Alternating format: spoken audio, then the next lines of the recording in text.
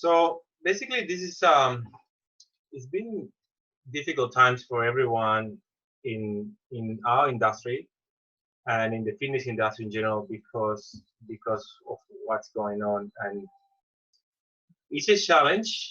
And from every challenge, we should make an opportunity out of this, because even though this might pass in 3 months' time, potentially you can end up with a second stream of income where you can actually have online students or online videos that you can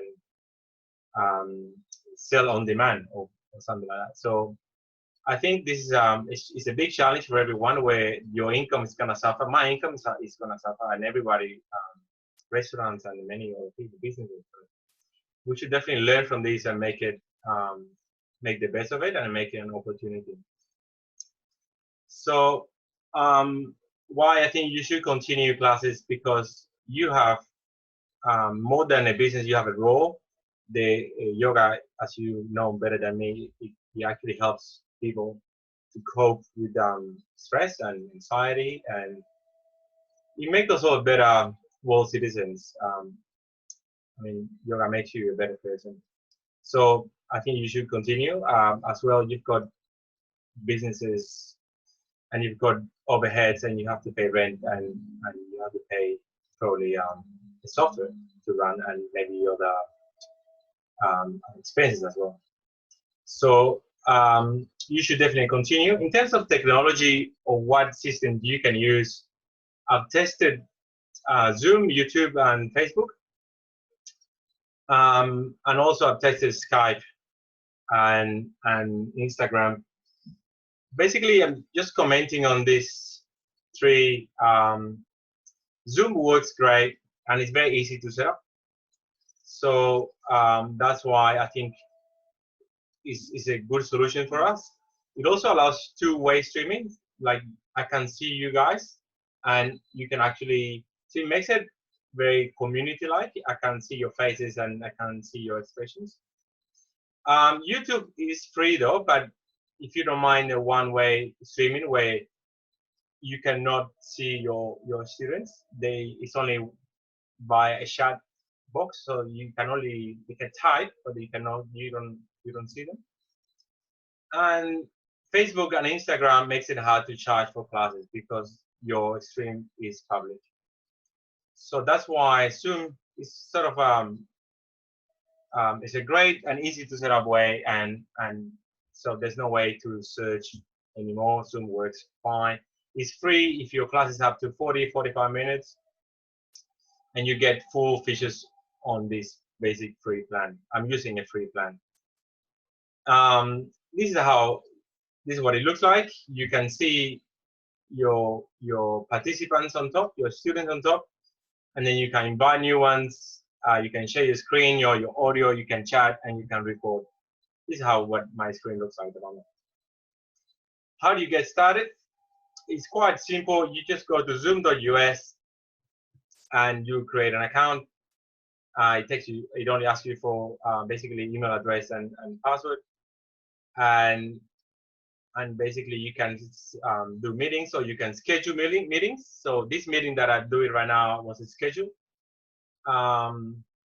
So I did it about 2 hours ago, and then it reminds me now to start the meeting. If you do schedule the meeting, the good thing is you have the unique web address, unique URL in advance. So that is an advantage, because you can share this URL with people as well.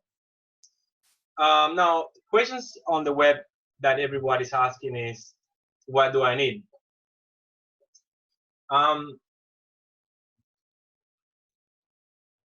First question is, do you need a microphone? You need an external microphone. Well, it depends. At the moment, I'm not using any microphone, but again, I am about 50 meters from my computer microphone. In your case, you're going to be about 2-3 meters away from your device. So if I stand 2-3 meters from my device, you might hear some echo. So I'm now 2 meters from my computer, about 3 meters at the moment. So maybe you can hear some echo here. So most likely you will need one, but the best thing is just to test it, because it depends on your room and it depends on your device. So just test it before you go away and buy a microphone. If you do get one, there are hundreds of them in the shops. Actually, not at the moment, because apparently they all run out of microphones. You can just get one that is a Bluetooth one that it sits really close to you, like AirPods or earbuds or anything that is really close to your mouth. It actually works perfect. Like if I use my mobile phone as a microphone and I walk away 5 meters away and I speak to my phone, there's no echo because my microphone is next to my mouth. So any microphone that is close to you is fine. You don't hear any echo there. But first test it and then see. Just do a test meeting with a friend or something and see what it gives. If it does produce an echo. Do you need an external camera, webcam? Most likely not. Like if your computer is less than, or your device is less than 3-5 years old, you don't need one. Probably not. Do you need a light? The best way is to use natural light. But if you do need a light, you can get a ring light on Amazon, on eBay. But again, the best thing to do is just test it. Make sure you've got natural light on the room. Like at the moment, I've got a lot of natural light here in this room. So if you do have the window, open that window, you might not need any light. Now, with music, the best way to share music is using your computer audio. So when you create a Zoom meeting, it asks you, would you like to share your computer audio? And you have the option to say yes or no. When you say yes, everything that plays on your computer is automatically shared to your participants. So if I, for example, share, I'm not sure if you can see in this screen, but if I play Tivera music here, you can hear that. Can you hear it? Can you say knock with your, can you, yes or no? You can. Yeah, we can, but it's not that clear. It's not that clear. No. The reason it's not that clear is because my voice and the music are competing for the same channel. So that we'll talk about this later, but the best way to do this is you have the music and your voice on different channels. And I'll talk about this later. But the best way to have your music is definitely playing within your meeting, within Zoom. If I play music from my phone, I'll play something now. 1 second. It will again compete with my voice.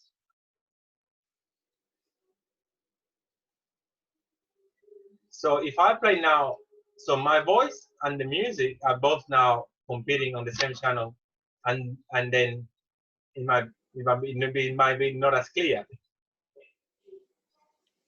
If I take this away in a boombox and put it behind me, maybe my voice is louder than the music. This could be another option as well. But from studios that have done this before, the best way, the clearest way, is when you share your computer audio through Zoom, and then you use your voice on another channel. And I talk about this again. Of course, mute all participants so you don't hear the dogs barking or the kids in the playground in the background. Another option is basically don't have music and tell them to play their own music. This Zoom, now if you do YouTube live and if you use a music, they might tell you that you need to pay for this music because YouTube search for this. But it seems to me that Zoom is not doing this at the moment. So yeah, so that's what I was saying is the tip number one is the best way is you share the video and the music on the channel on Zoom, the first Zoom channel, and then you add yourself on a second device into the meeting. So you've got two devices in the meeting. One device, like let's say your laptop, is sharing the video and the music, and this device is muted. And then you join yourself in another device into the same meeting with your audio. So that way now you can take the audio away with your second device, and your first device stays at 2-3 meters from you. And then you've got now different channels coming in.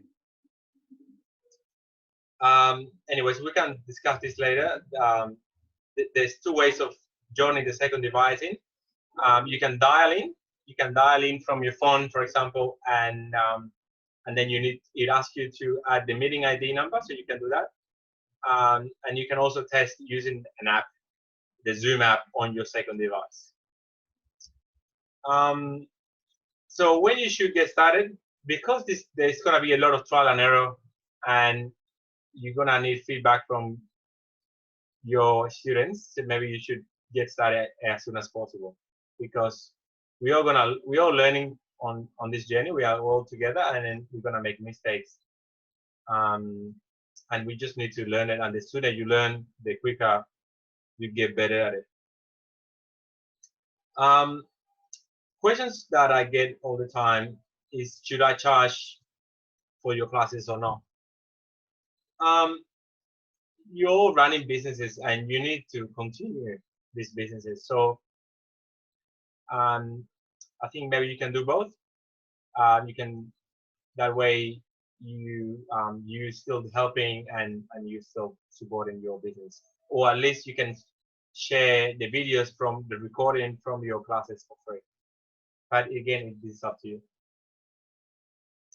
Other tips is you definitely need a Wi-Fi, so don't rely on 3G or 4G network. Mute all attendees, and then of course you can have a Q&A section at the end, at the back, or at the beginning. So your device needs to be connected to power. You could have a backup microphone in case something goes wrong. Now your device needs to be stand, maybe not rely on a book or something like that in case it does fall down. And record all the sessions, because you can share these sessions later, either free or paid. And of course you can add this session to your YouTube channel, which is gonna give you SEO anyways. The top tip number 2 is make sure your branding is at the end, because some people are going to see this video, some people are going to share this video either, and it's a good idea that they see you might as well advertise your brand. So just show that on the back end, at the back. Now, in terms of integrating with our system, it works exactly the same way. You already have a website showing the calendar, the list of classes. Your students will come to your website. They click on the class they want to book. They book into this class, and then you can see in the class attendance page who's booked into the class, and then you can share your meeting address with them, and then they can click and join the same way you guys join now to this meeting.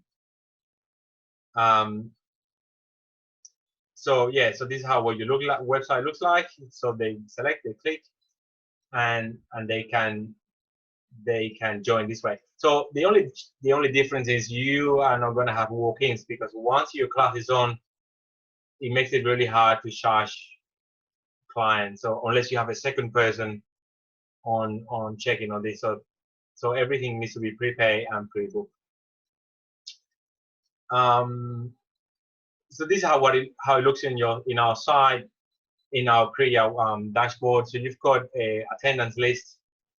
So these people booked to come to this class, and then you basically send them a message maybe about 5-10 minutes before class, and then you say, "Hi everyone, you can join our last class. Please click here to join.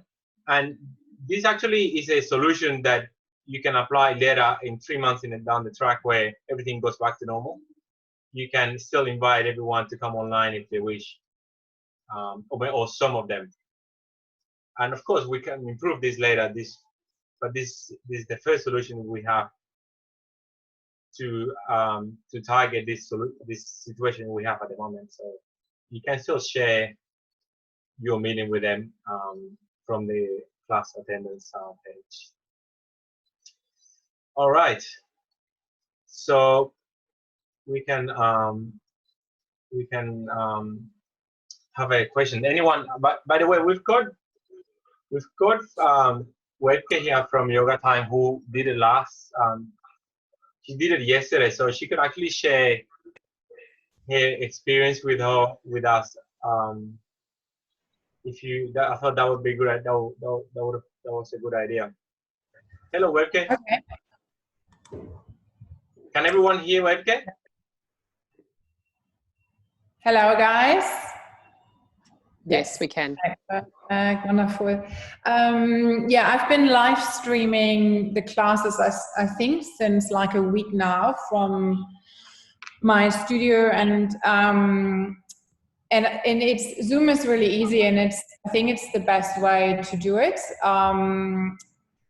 The only feedback I keep getting from most of my students is the sound quality. So I think what Frank earlier said is the right thing to somehow get a microphone or order a microphone so you can improve the sound quality, because if you're further away from your laptop and because there's no one in the studio, it's really like echoey. So the quality is not great, and then it's hard. If the quality is not great, it's harder obviously to then also charge the students for the class, right? So right now, what I'm doing is I have like a live stream drop-in for $5, and then my members and people who are on a 10 class pass and so on, they just kind of continue to book in. At this stage, it's working quite okay. So like today I had about 9 people, like we normally have 16 people here in class. So I had about 9 people. On Monday night, I had 11 people booked in via Zoom and live stream. But I guess, yeah, it's also because it's all new. So I don't really know realistically how long people continue to do online classes.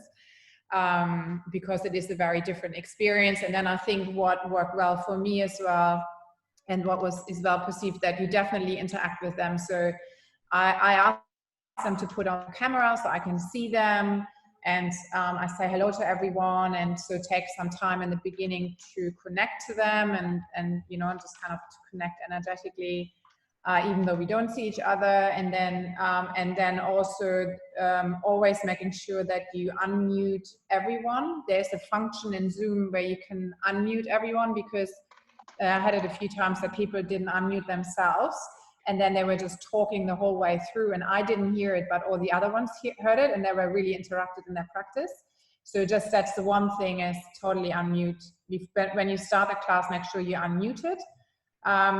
For everyone, and the other thing is I record every class, so every Zoom live meeting I record, and then I provide that also as an on-demand option for members to then view anytime when they want to. So I've created a YouTube channel as well now for Yoga Time.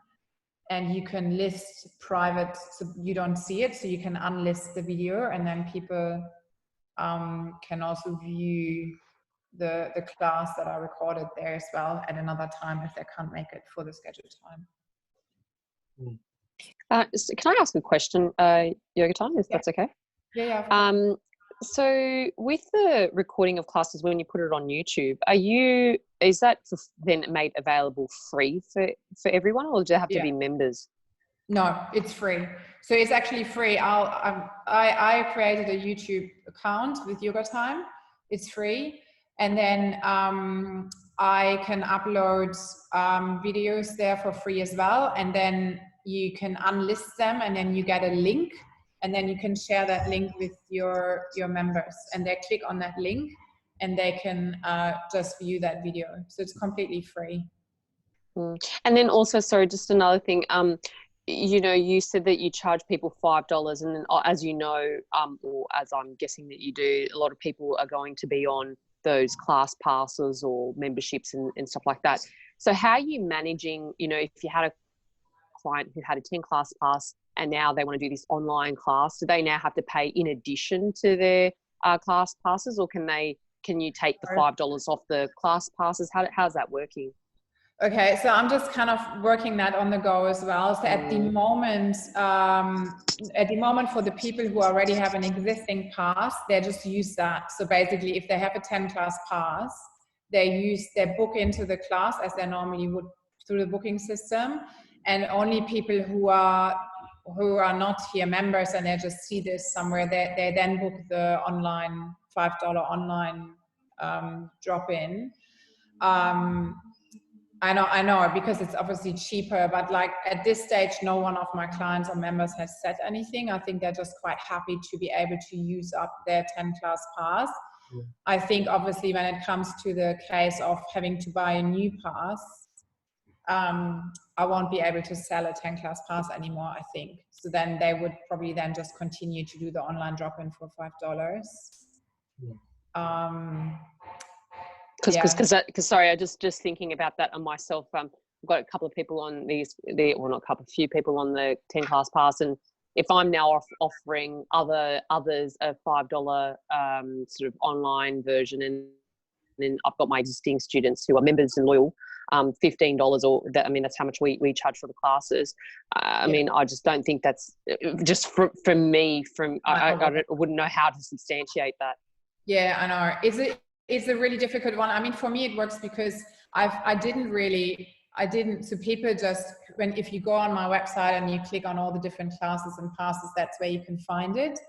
And I don't have a lot of external people booking in. So basically most people who continue now at this stage in the online classes are all of my members and the community, and they just continue on their normal pass. Yeah, but I think the problem I will have at some point is the keeping, because right now people just using up their passes. No one is buying a new pass, so it's just that. So I don't get any new cash flow in really. And ClassPass, I don't know if you guys work with ClassPass. They've just created this whole thing. I think they reduced the credits now down to 2 for online drop-in, which is, I think, is equivalent to $5. But I think I don't have many ClassPass users anymore. I think they all canceled their membership with ClassPass pretty much. So it's really just to keep the community going. That's what I'm trying here. It's like most other casual drop-ins and all other people who just now come once a week or twice a week, they just don't come anymore. Yeah. Okay. And just one last question. Sorry, I know everyone wants to ask so many questions, I'm sure. Sorry to hog. Just one last one. Do you use the Zoom paid version, or do you use just Zoom free version? No. And have you decreased your classes? I use the Zoom paid because the other one allows you only to be online for 40 minutes. So it's the next package up, which is, I think, $200 for the year or $300 for the year. So I definitely do that. And then I've reduced, so what I've done, I've reduced my timetable from 4 classes a day to 2 live stream classes. But I tried to add on another 2 on-demand classes. So I kind of have a similar amount of classes available. So basically what I do, I have, for example, today I have 2 live stream classes, a yin and a flow, and I record them both.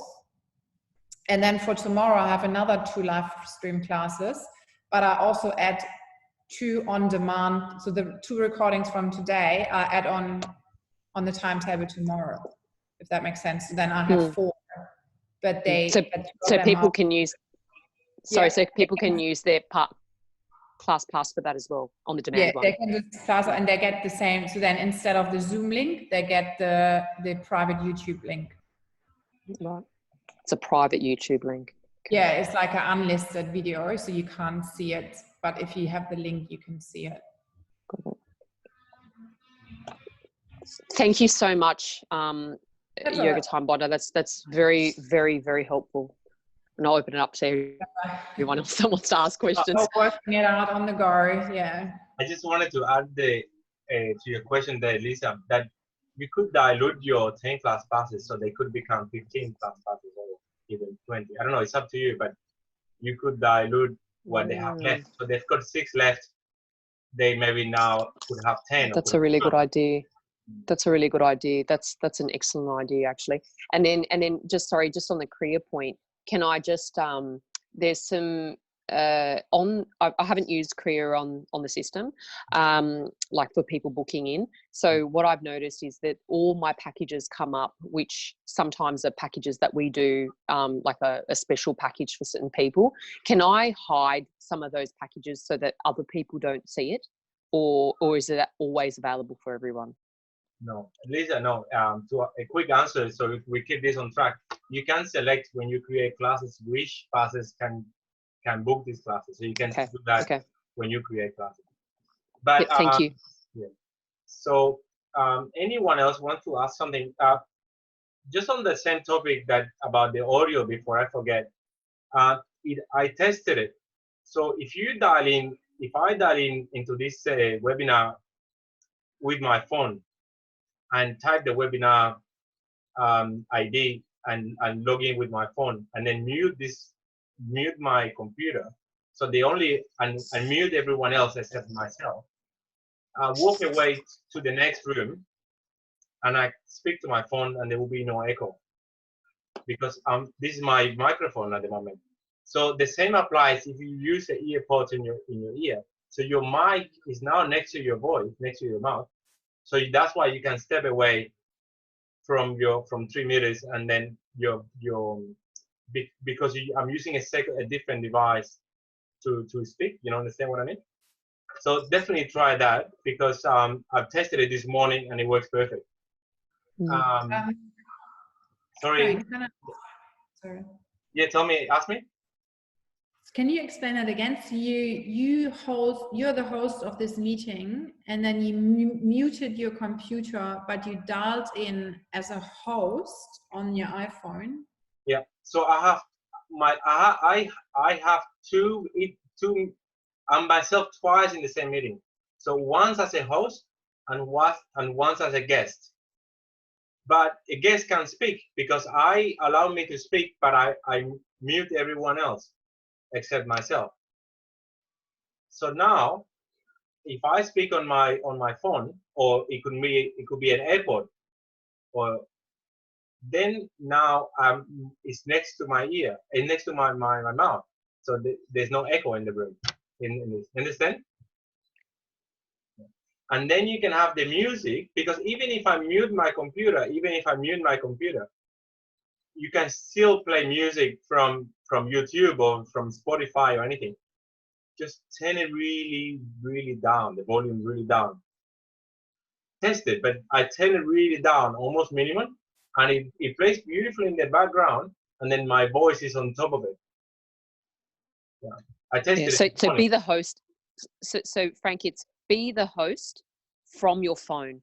That way you can talk into it, just mute your computer and then play the music from the computer. Is that?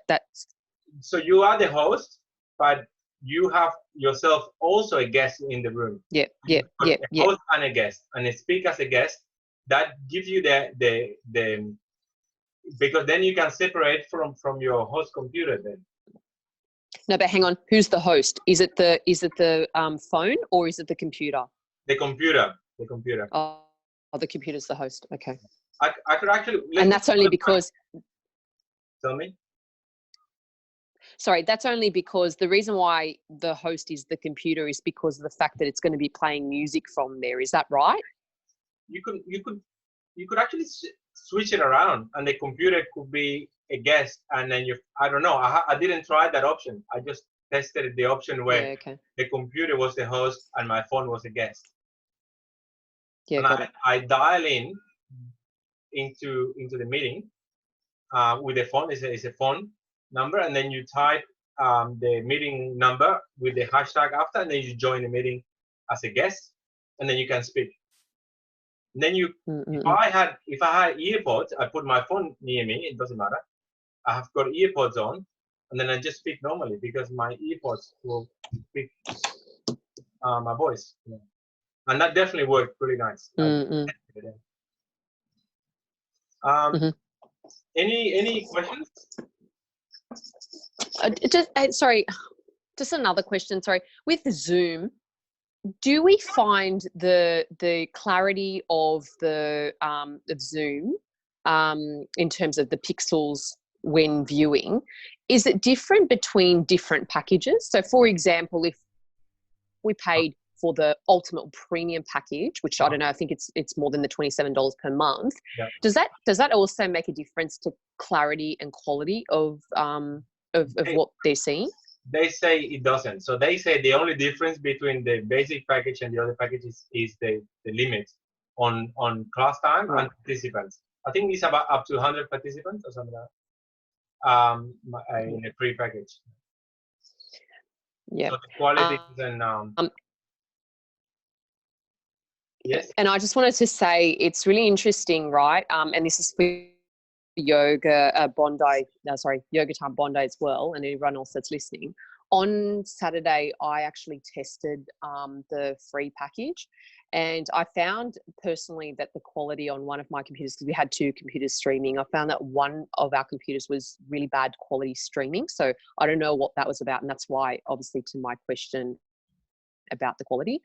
Another thing is that when we were testing out the Zoom, we found that the 40-minute limit wasn't actually a 40-minute limit. So we were able to go a little bit longer. I'm not sure why that was the case. It could have just been a thing that happened on the Saturday when we were live streaming. But just letting you know, again, we were just testing, just letting you know, it surpassed the 40 minutes. So I don't know if anyone wants to take that risk, but definitely check that before you go out and buy the package. So what they do, because at the moment we are already in 40 minutes and they haven't stopped us, and I'm using the free version. So what happens is they allow you to go over 40 minutes the first few times, and they will stop you eventually. Okay, that makes sense. Because I thought that was a bit strange. Yeah, so then they're not stopping me today because this is my first 40-minute video. Yeah, right. But if I do it a few times, they want to convert me into a paying customer, basically. Yeah. So they would try to convert me into it, but they want me to test it and be happy with the system as well. I understand. Thanks, Frank. That's very helpful. Is that any questions? Emma, have you got any questions? You actually did a live class today, did you, Emma? We can't hear you. She's on mute. Emma? Anyway. She's on mute, Frank. Should I unmute Emma? Let me see. I just unmuted myself. Good. Can you hear me? Yeah, we can hear you now. Did you do a class this morning? Yeah, I did a class. I had a couple of students. It was actually really good. The sound was good. I was using my ear pods. That worked because we have a big studio, so the echo is pretty loud. But with that, it really worked well. Sound was good. They booked online through Korea. And I'm still continuing my normal passes. And at this stage, I'm charging the same as at the studio too. Because my classes are longer, 1.5 hours. So they're happy. They're bringing the family next time. And the only thing I wanted to ask, is it okay? Because I've been using a hotspot. Is that, and I didn't really have any problems, but is that a safe way to use the Zoom? Well, you could, but sometimes if the line gets overloaded or something, then it could drop. So it's probably safer to use Wi-Fi. Wi-Fi, okay. I've got this device that I could could set up as a Wi-Fi as well. Just pay. And another thing I wanted to ask, you know, on Kriya, how you've got the booking page, Yeah. and on the right side next to each student, it says, you know, that box which is like cancel, cancel or book in, or another one is email. Yeah. So I can't email them from that page. I have to go back to the clients. I have to go back to the clients, find them there, and then I can email them through there. But I can't email them from the main page. It says only resend confirmation. So yeah, we adding that, Emma. So we added something today, and okay, yeah, and that's good. So we added something new today, so you can actually email them from every page. And we'll but definitely send me an email of this, because we can add it. We can add it. okay, yeah, great, Email. yeah, For sure. all right. Maya, I'm not sure if you can hear me. You also did a class this morning. You want to share with us, how did you go? Hello, Frank. Yeah, I did it last night actually. So, and it really went well.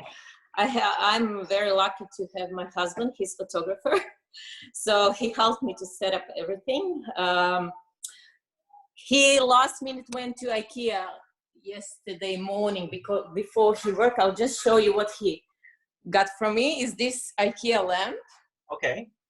Yeah, it's on specials now for $59, and it gives beautiful soft light. And it doesn't give you a shadow, doesn't cast a shadow on you?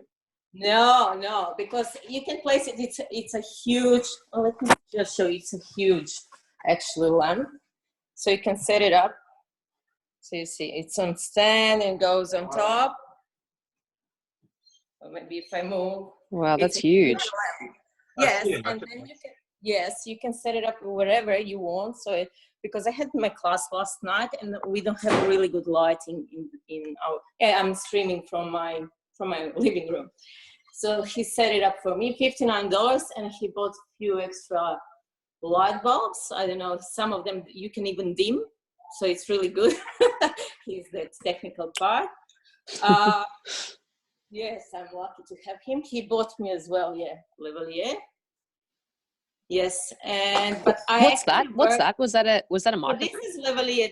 This is the thing that Frank said. Oh, yeah. And then, it comes, if you need more information, I'm sure Frank will be able to give you. Anton took everything, so he's testing some other things as well. I should add to my slides to get a nice husband.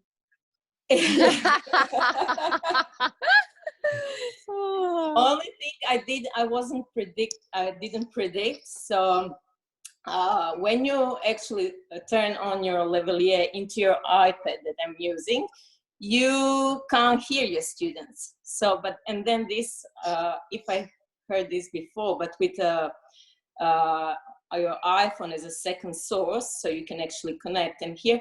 But at the same time, it doesn't really matter because you want to unmute your students while you're doing your class.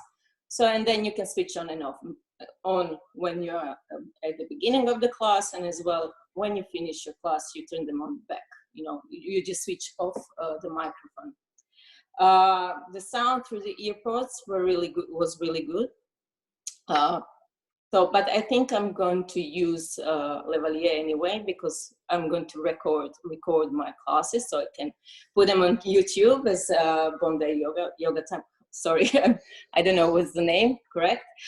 What else? Yeah, it was really good, really good experience. Some of my students told me that it was beyond their expectations. They never used Zoom, so I was really happy. It was a test streaming, so I didn't charge them anything, but I sent the emails, so I'm putting on hold all of my packages and subscriptions. Today I'm going to create on my, I'm not using Kriya. I use Acuity scheduling, so I'll create few packages on monthly basis. One will be pure yoga, one will be yoga and Reiki, because I can do long distance Reiki healing as well. So I'm working on those packages at the moment, and it was the most challenging task for me at the moment, because as I said, I had my husband here to help me with these technical things. Yeah, but really good. Like we need yoga and meditation now more than ever, and really keep this community sense of community and connection alive, because we are all stuck at homes in our houses. I'm in an apartment with 2 boys, 7 and 10, so you can imagine. Luckily we still can go for a walk, but it's still, working from home. Even now, while you were talking, they were screaming here, fighting, so it's all like working from home, screaming from home. But actually at the end of the day, you manage to do everything you need, and we are lucky to have this possibility to go online with our businesses, because I have few friends, even my husband, he's photographer, he won't have as much work anymore. So we are creating our new type of the business online.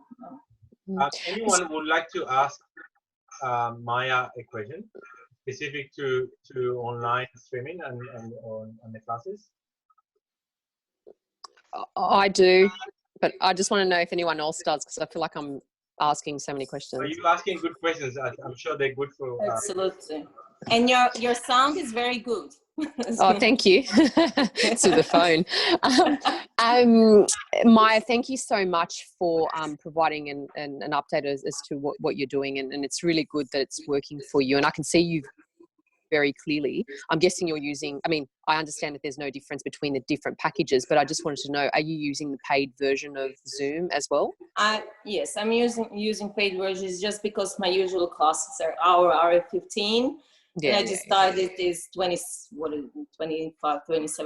a month. I just decided, I'll just go with that, and just, Yep. And just again on the whole paid aspect of things, I'm hearing so many different people provide their views on paid versus not paid, and obviously Frank alluded to that earlier, and so we're doing the same thing. We're tossing up, do we let people pay or not?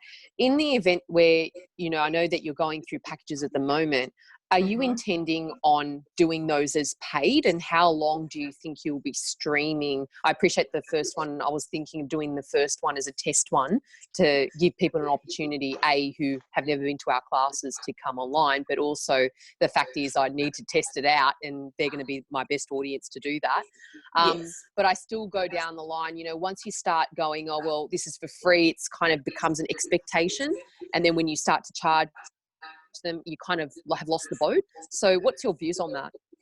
So as I don't really, my view is, I just actually called a few friends yesterday, and I actually asked them to do the test class with me.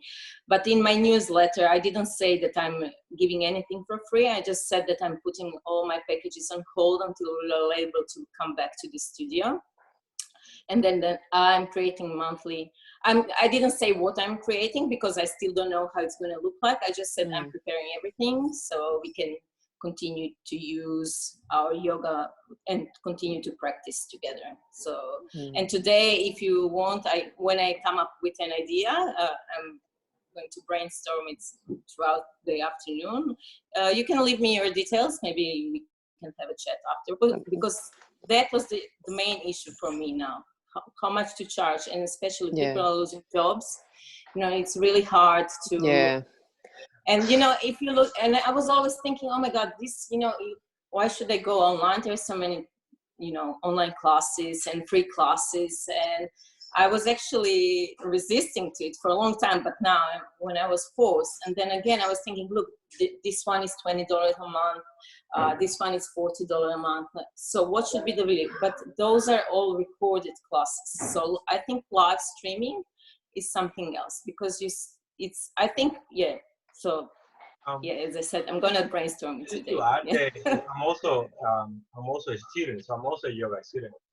So I'll be happy to support my studio and my teacher, because I want them to be there in 3-6 months. So everyone is here to support each other. And the students also want to support you guys, and I think they understand this, you know, especially the ones that do come, like your Waker said, like the ones that come regularly, not the ones looking for intro class, but the ones that come to you every week.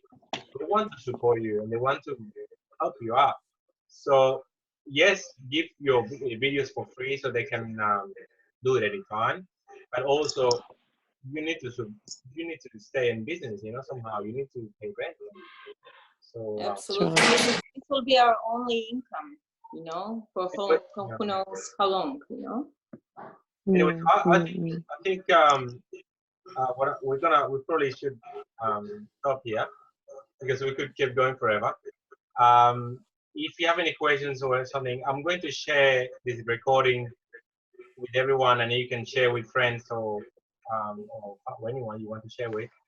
And if you guys are keen, we could meet again and talk about different topics like marketing or Facebook or social media or website. Or I'm happy to run this every couple of weeks or something and discuss things as well. But we think about that and see what keen, and I'm happy to run this.